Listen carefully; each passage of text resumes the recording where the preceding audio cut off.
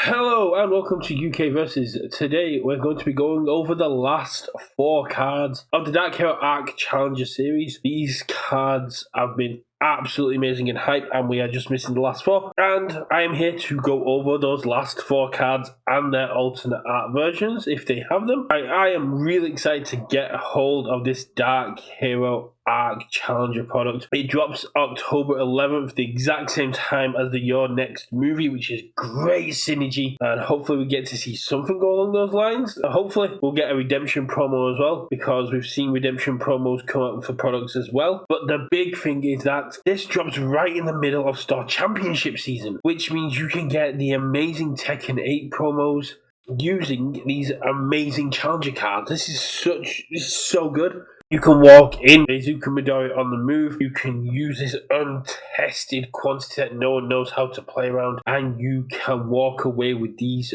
4 amazing promos for getting the win. So do go to UGN, do look up your closest Star Championship, get involved with the game, as well as don't forget we've got the brand new Challenger series as well, which so you can just play Izuku Midori on the move with his 60 card package, and there is just so much going on this month. Unfortunately for our North American friends, you don't get to place at regionals, but for the UK peeps, we get to place at regionals as well. This product is so hype and so good. Yes, Richard is a little bit down on Izuku Midori move, but I think we're going to see an overabundance of this at regionals, in Star Championships, during the Challenger series. So to me, do go check out your Star Championships. It's a great opportunity to get some very exclusive, mechanically unique promos, and so far it's the only way to get hold of them, and you can get some much needed regionals practicing. So let's start off with the new reveals. First of all, we have our last attack. Smokescreen Charge is a 4 diff, 2 low block, 4 mid for 4, 3 control, breaker 2 charge that says while you have a face down card in your card pool, this attack gets +3 damage. This is on air, life, and void, so 3 of Izuku's symbols. A breaker 2 low is just so good. It kind of doesn't matter what the rest of it says. Unfortunately, it doesn't share Mina 2 symbols, which does make me a little bit sad. Very, very cool. Very, very powerful. Love the alt art here. You've got like the smoke screen around Izuku as he's going in for the charge. I think this is a very, very cool card. With the low meta still being around, this could see play. Charge is still very powerful. You could still run this in a lot of charge decks. I think it's very, very cool. It's not the best of the attacks we've seen, but I do like this a lot because you don't often see a lot of breaker, a lot of this more control, especially on a low aspect in a Challenger. It's something I'm going to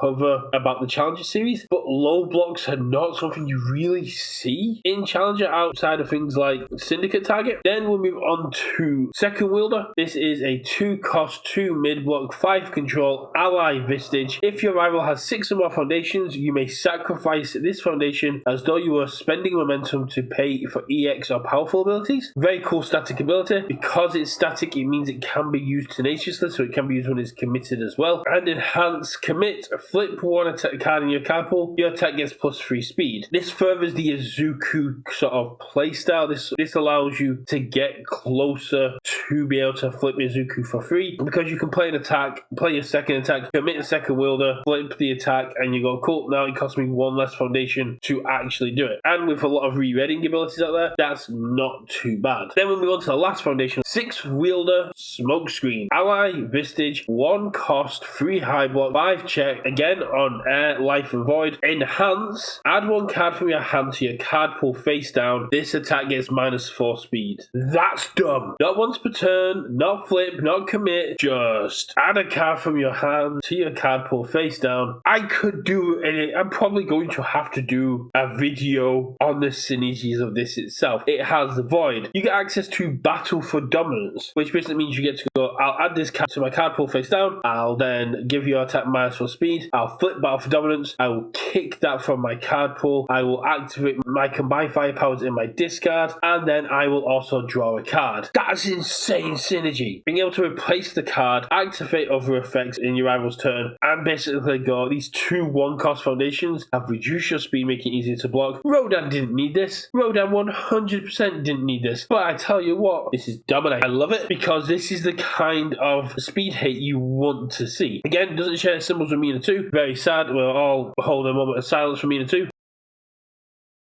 Hoping the 2 cycles out very soon as well.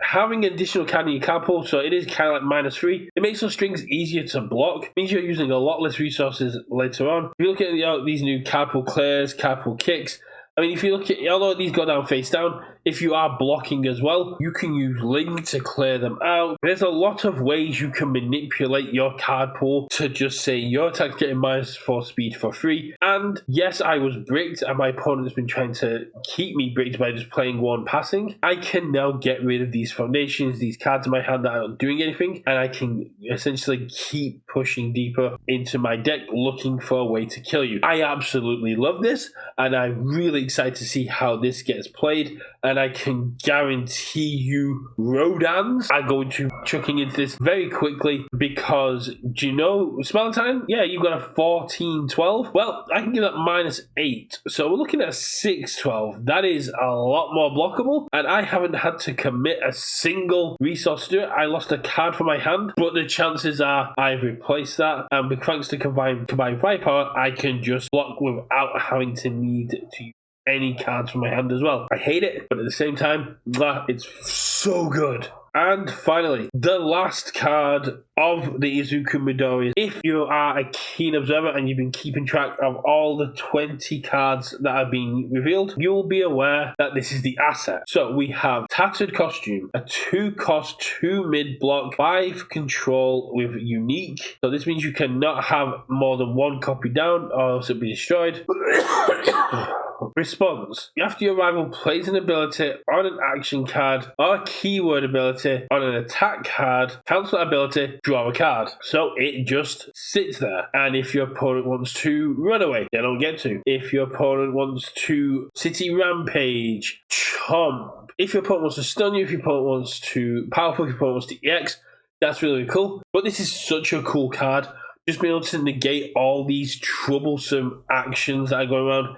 Being able to negate, stun, powerful, just be able to go, you thought this attack was going to be unblockable, I am going to put it back into the realm of blockability. This is such a cool card.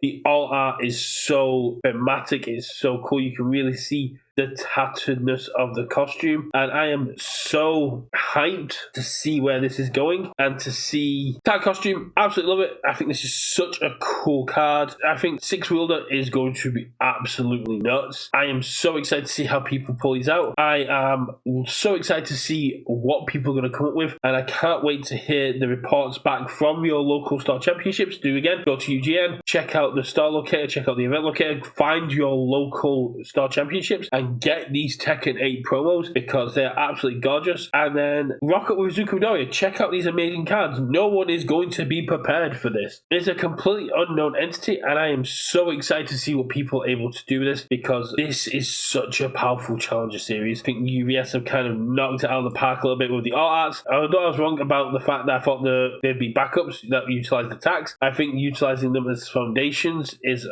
still very strong, and it's great to see that we have all the past previous wielders of One for All actually being represented within this. And if we're going to keep getting these amazing translations, these amazing accurate IP adaptations, this is going to be a very, very cool era of universes products we're going into, and it's going to be a very lore rich. What do you think about Izuku Midoriya on the move? How do you feel about these cards? Am I overhyping Smokescreen? Is it not as powerful as I think it is? But personally, if I'd have known about this would have instantly been on my top 10 foundations. This thing is absolutely nuts. I need to actually test this bad boy out. Let me know what you guys think. I will catch you on the next one. Everyone would go to Atlanta. Good luck. And for those taking part in their local Star Championships, let me know how you get on. Bye.